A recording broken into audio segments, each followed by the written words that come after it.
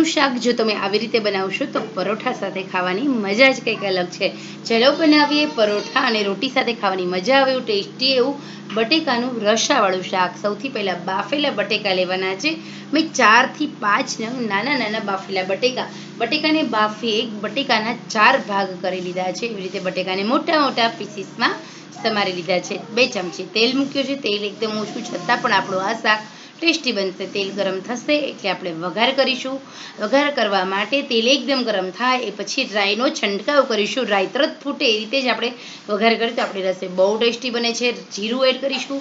જીરું ફટાફટ સંતળાઈ જતું હોવાથી તરત જ મેં એમાં ઉમેરી દીધા છે લીલા મરચાં ઉમેરી થોડા કાંદા ઝીણા ઝીણા સમારેલા ઉમેર્યા, કારણ કે બટેકાનું શાક કાંદાના ગ્રેવીવાળું બનાવે ને તો બહુ મસ્ત લાગે છે. એટલા માટે મેં અહીંયા થોડી ઝીણી ઝીણી ડુંગળી ચોપરમાં ચોપ કરી લીધી છે.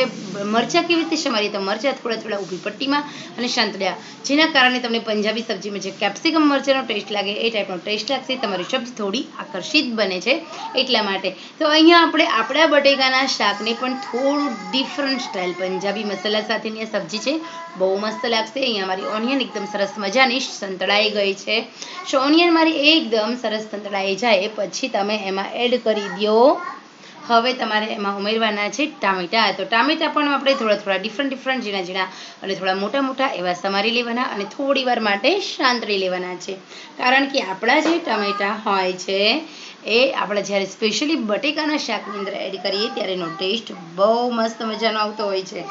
એટલા માટે જ આપણે અહીંયા ટામેટાનો પણ ઉપયોગ કરીશું. ટામેટા થોડા સંતળાઈ જાય. અહીંયા આપણે ટામેટાને બધી રીતે એડ કરવાના બિલકુલ નથી, પરંતુ અહીંયા તમારે ટામેટા એડ થોડા શાંતળી લો.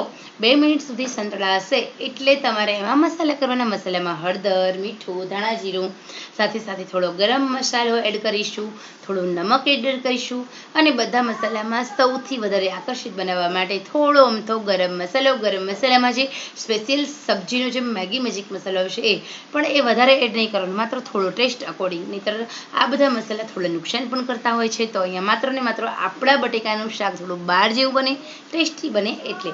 હવે અહીંયા મેં અડધો ગ્લાસ પાણી ઉમેરી દીધું છે. પાણી ઉમેર્યા પછી થોડું નમક એડ કર્યું, મને થોડું નમક ઓછું લાગ્યું એટલે. અને હવે આપણે આ પાણીને ઉકળવા દઈએ. બધા મસાલા, ટામેટા, ઓનિયન બધું જ પાણીમાં 3 મિનિટ સુધી ઉકળવા દેવાનું છે. એ પછી આપણે રસાવાળું બટેકાનું શાક બનાવીશું. તો એડ કરીશું બાફેલા રાખેલા બટેકા. તો બટેકાનું સિમ્પલ શાક તમે બનાવતા હોય ને તો આ રીતે એકવાર બનાવો. બધા આંગળા ચટક થઈ જશે એવું ટેસ્ટી સ્વાદિષ્ટ બનશે. 2 પરોઠા ખાતા હશે તો 3 ખાશે. તો સ્પેશિયલી જ્યારે પૂરી શાક અથવા તો પરોઠા શાક બનાવવાના હોય ત્યારે તમે આ રીતે જો બટેકાનું આ રસાવાળું શાક બનાવશો તો બહુ ટેસ્ટી લાગે છે. અહીંયા આપણે કશું જ કરવાનું નથી.